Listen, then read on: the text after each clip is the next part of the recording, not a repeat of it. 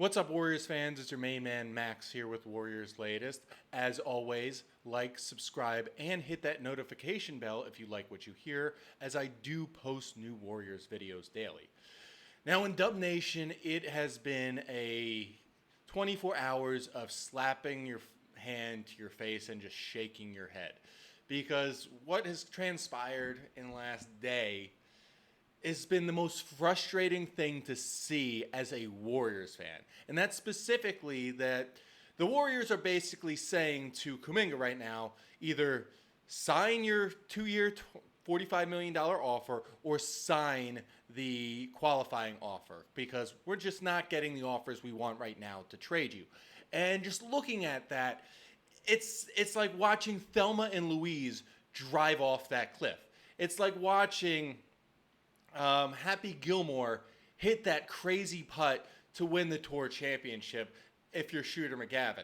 You know, if they make this move, it's just all downhill from here because you don't want to come into the season with a disgruntled player. And it's only going to get worse as the season goes on.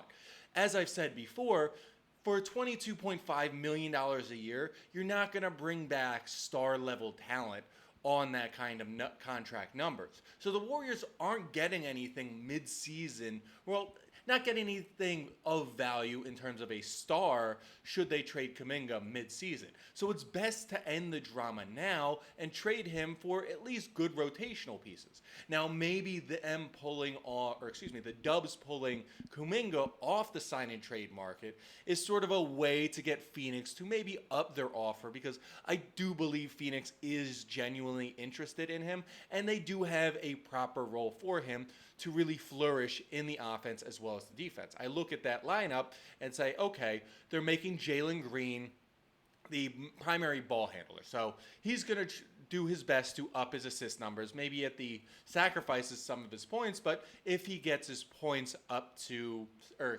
his assist up to maybe over 6 a game, that's where they want him to. Now with Devin Booker, they just want him to continue being Devin Booker. And the thing on top of that is they're both shooters. They don't really attack the basket the way Kuminga does, so he fits in perfectly to that offense. And for the Warriors, I understand they want more from the Suns, but I think they're trying to induce the Suns to also offer up Ryan Dunn on top of Nick Richards, Royce O'Neal, and those 3 second-round picks. Now, I learned that those second-round picks aren't readily available. They're going to be more down the line, but as I've said on multiple occasions, I'd rather have a bunch of second-round picks than a single first-round pick because, one, the cost for a second-round pick is significantly lower than the cost of a first-round pick, and you have multiple choices, and the odds of success of a late first-round pick versus a second-round pick are only maybe at most 10 percentage points difference. So it's not that much of a difference. It really is all dependent on the coaching staff and how they bring that player along, both whether it be in the G League or coming off the bench as a role player to continue to develop. So in that sense, I'd rather them get those second-round picks. Holding out for a good player and a first-round pick isn't going to get you anywhere in the dog days of August and is only going to continue to add to the drama leading up to training camp. Now, hopefully they do trade him by training camp, but holding him in through training camp is just going to make things so much worse moving forward, and I really don't want to see that happen for the Warriors because this is the title season. They've got 2 more years to win another title, and then they have to call it. But with the players they have, they got to remember, you got to have Kuminga, you got to have Draymond, you got to have Jimmy, and you got to have Steph. Those are 3 great players. And should you just slightly build around those, they can bring you a championship home. And with guys like Royce O'Neal, Nick Richards, and Ryan Dunn, as well as those other picks, that gives you additional rotational pieces to win that title. And I believe those guys will allow the Warriors to run more of a Olympic-style roster where they constantly having guys just rotate in and get decent minutes, take the pressure off of Jimmy and Steph for those high minute games and get them down to, say, 35 to 30 minutes per game, where they have the bench players really playing a more significant role, as that's going to play a factor in the playoffs. the bench is where the playoffs are really played. The longer the bench, the better title chances you have. We saw what happened with OKC. They have a great bench. We see what Houston has on their bench, and it's a lot. So reinforcing the bench for Kuminga, in exchange for Kuminga, is going to be a big plus. But the way they're doing things now, I can't help but have my face in my hands, because they're just making such a dumb move. Hopefully this is just a ploy to get the Suns to up their ante, or even the Kings to make a better offer, but it is just frustrating to see. And at least now I know it's not only me who believes this, as just the other day, Kendrick Perkins said the exact same thing I've been saying for weeks, that this Kuminga drama is just bad overall for the team. Like he said, you're trying to maximize Steph's value in his championship aspirations. You're trying to maximize his window. And after they acquired Jimmy, it's like, hey, we've got a Superman in Steph, and now we have a Batman in Jimmy. Let's maximize that and really find a way to win at least one more title. And as he said, by allowing this drama to go into week 5 and probably into week 6, week 7, week 8, and leading up to training camp, you're not going to be a title contender if you have this level of drama. Because, as I've said, the teams that win championships aren't the teams with the best players, but the team that plays the best together. And this team isn't going to play the best together if they have a disgruntled player and just organizational drama that is completely unnecessary for a championship team. So, at least I'm not the only one saying it. Hopefully now that more mainstream media is repeating this, that the Warriors realize, okay, hey, this is just an overall bad look. With the media constantly repeating it, maybe we should make a move and should get the job done, move Kuminga out, and focus on other free agents who we can bring in on minimum deals. However, this Kuminga drama has also spilled over into the minimum free agents that they could buy low on, as just a few hours ago we received reports that Johnny Juzang has signed a 1-year deal with the Timberwolves.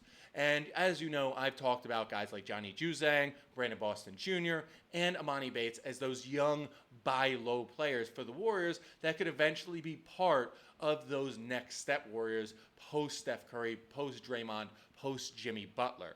Now, unfortunately, he's off the books and with a great organization like the Timberwolves, but he's going to cause problems for the Warriors down the road because the Timberwolves gave a lot of problems to the Warriors in the playoffs. Now, the Timberwolves are going to make the playoffs next year. Barring any crazy injury, they will be in the hunt for the title just like they were the last 2 years. Remember, they made it to the conference finals in back-to-back years. Not even Kevin Garnett was able to do that with the Timberwolves. So that says a lot of where the Timberwolves are at and showing that Anthony Edwards is that dude.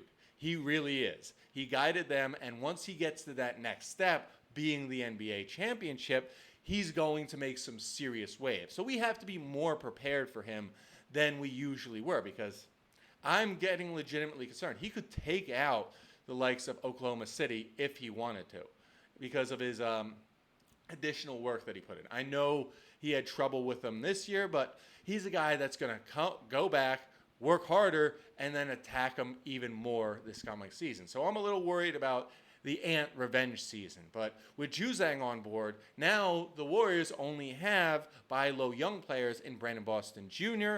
and in Amani Bates. Now, I don't know how long they're going to remain on the market if teams are going to start adding these buy low young players like Juzang, like Amani Bates, like Brandon Boston. So this drama has kept the Warriors from making these signings, and I just don't like that.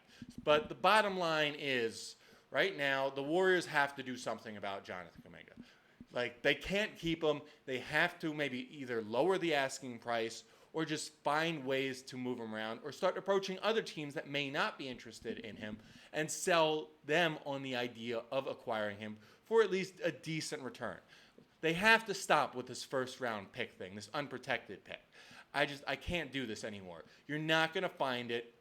Look, you got Jimmy Butler for a conditional pick. If Miami is willing to accept a trade for Jimmy Butler for a conditional first-round pick, the Warriors should be able to accept a trade for Jonathan Kuminga with a conditional first-round pick as well. Maybe even expanding who they're looking for in terms of who they want to bring back.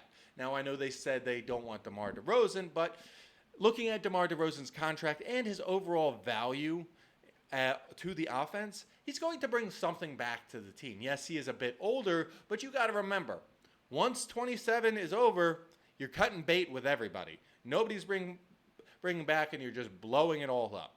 The Warriors have all their first-round picks for the future. They're missing some second-round picks, but they have control over the first-round picks to potentially draft a future franchise player after Steph retires. So the Warriors shouldn't be overly worried about getting an additional first-round pick. It's not like they're going to immediately draft their next future star.